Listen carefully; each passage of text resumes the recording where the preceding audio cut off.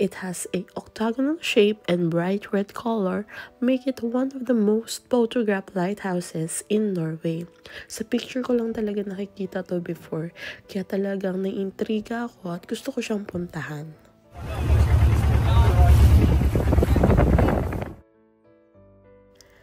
Hej allesammans! Idag vi ska besöka Skjær Fyr here in Trøndelag.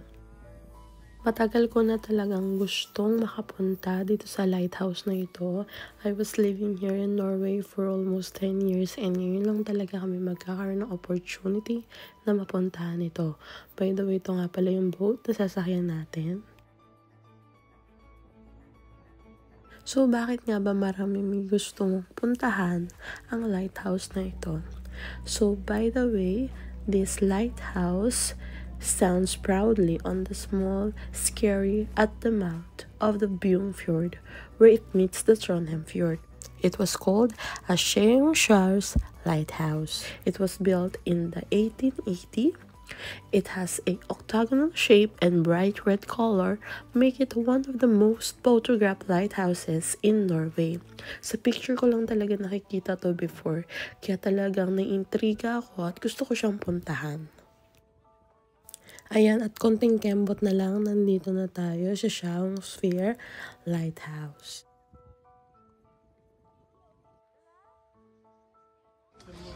Ayan, akit na tayo.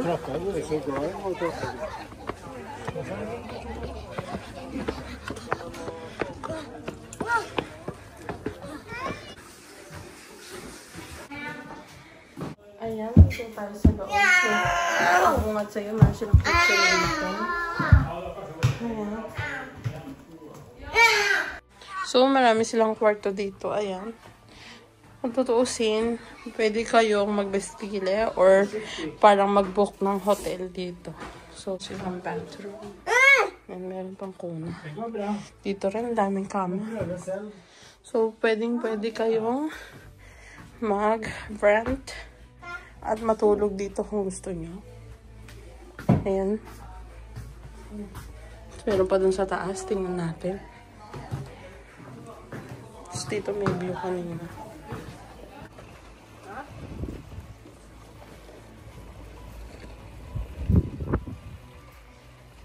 Ayan, so parang may sala sila dito.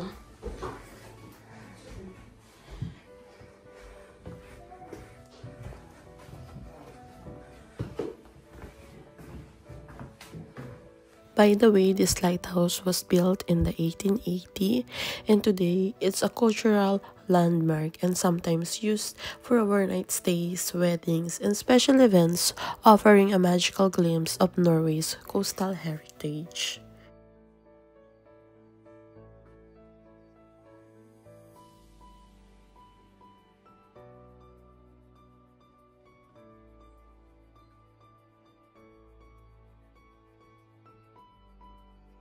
Last room nila sa pinakang top ng tower.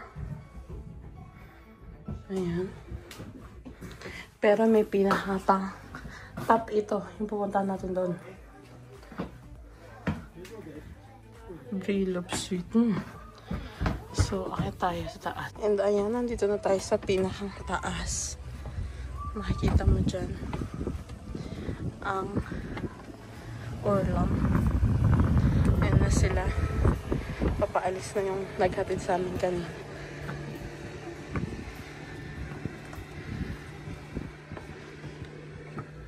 Ayan, sumali na tayo sa top.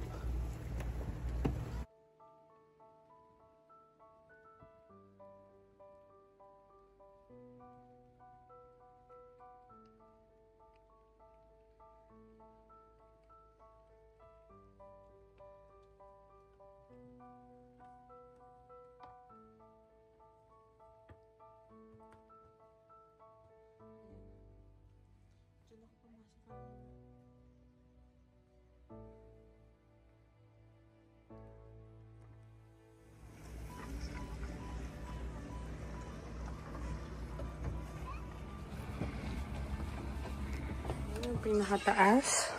Pababa na tayo. So, puro hagdanan talaga dito. Siyempre, lighthouse yan. Pababa tayo ng pababa.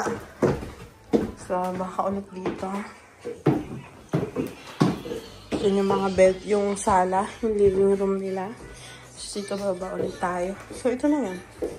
Ito na yung kanina.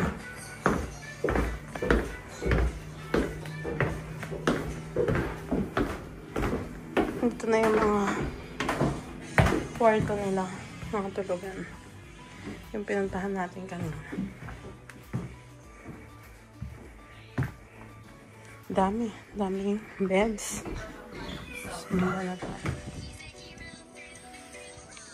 Just a small detail about this lighthouse. Before, the keepers and their families live here in very isolated condition. And it was automated in the 1987, meaning no one lives here permanently or anymore. So, habang binibisita natin itong lighthouse, nakita pa natin itong Hurtigruten, one of the cruise ship here sa Norway. And dito talaga yung dinadaanan nila.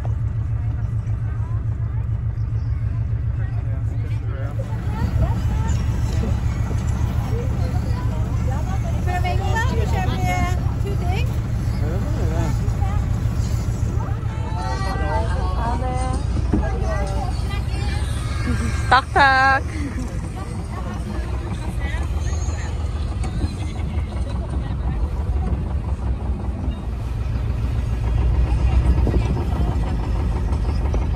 I was really amazed in our visit here in Skjærsjø. It is often called the Red Jewel of Trøndelag because of its striking design. It's a symbol of Norway's coastal history and the resilience of those who live by and from the sea.